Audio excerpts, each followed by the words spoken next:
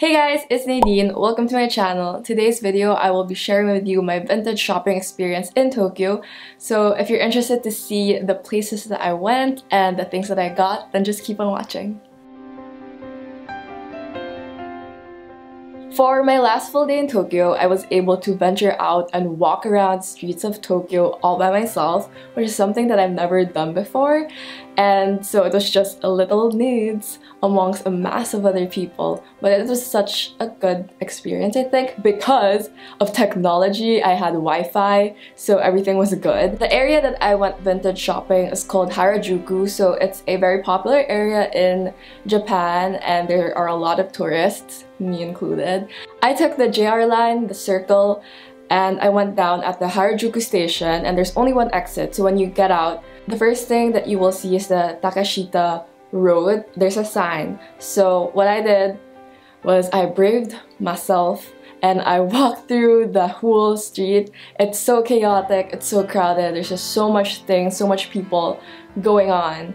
I went through it, and when you reach the end, turn right. Just walk straight ahead and you will find a couple of thrift stores, and also the street across it, you will also find thrift stores there. Going into the shopping trip, I already had a mindset that I wanted to look for vintage t-shirts or some really cool outerwear or jackets. I like oversized things and just being comfortable, so I only looked through mostly the guy section and I didn't look through the ladies section anymore. For the price point, it was either 900 yen up to around 3,500 yen for a shirt, and for jackets it's kind of a bit higher, I think. It's pricey compared to like Philippine thrifting because the vintage items are really like, they're curated per store and they're, you know, good stuff, so they're good finds. The first thrift store that I encountered was called Wigo Vintage Pop-Up Store, I think. And Wigo is already a brand in Japan that sells like really trendy and affordable clothing, but they have like a vintage line, I guess. It's super easy to find the store because it's beside Forever 21, so you won't miss it.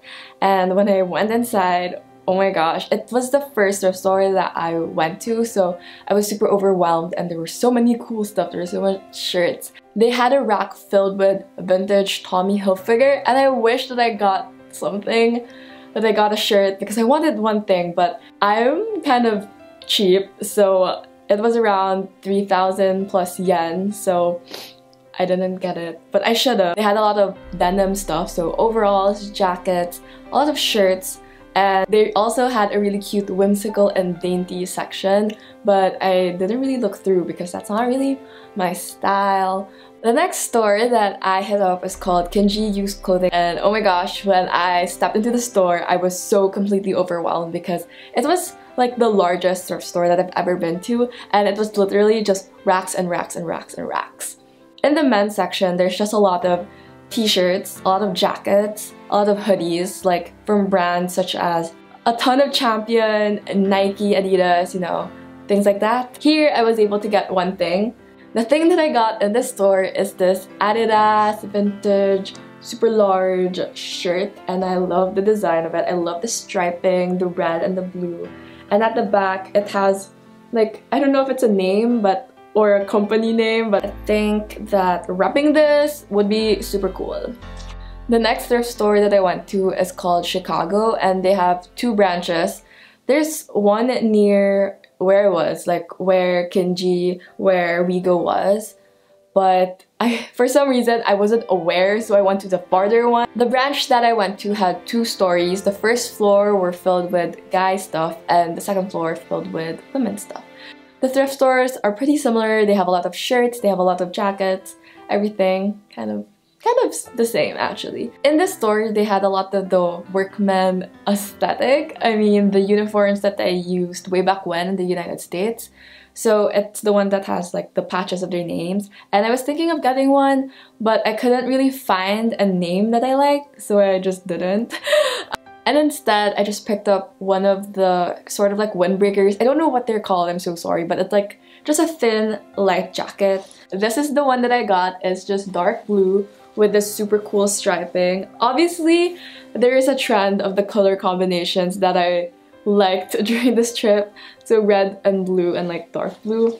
And it has a patch saying direct connection. I'm not sure if that's like a store brand or anything, but I liked it. I liked it. It looks cute. I like the stripes. That's pretty much what drew me into that piece. Just because I'm not uploading a vlog for this day, I'm just gonna tell you that after this, I went to eat lunch and I had the fluffiest pancakes and I was so happy. So I just wanted to show you guys the pancakes basically. Like I said, Chicago has 2 branches, so I also went to the other one. In here, I picked up this super bright orange polo that's oversized that, you know, I'm gonna wear as outerwear, just layered on top of something.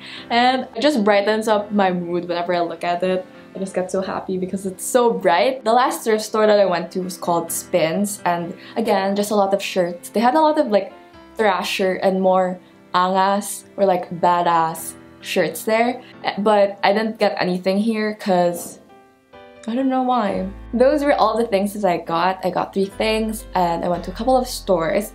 I really do recommend going to thrift stores or vintage stores in Japan because there's just a lot of stuff to look at. There's a huge variety, and for sure you're gonna get something, you're gonna see something that you like. Thrifting is a really fun thing to do, and it's always an experience getting into it or going through it, looking through the racks, looking through all of the clothing. You never know what you get, so it's always unexpected and it's always another story to tell.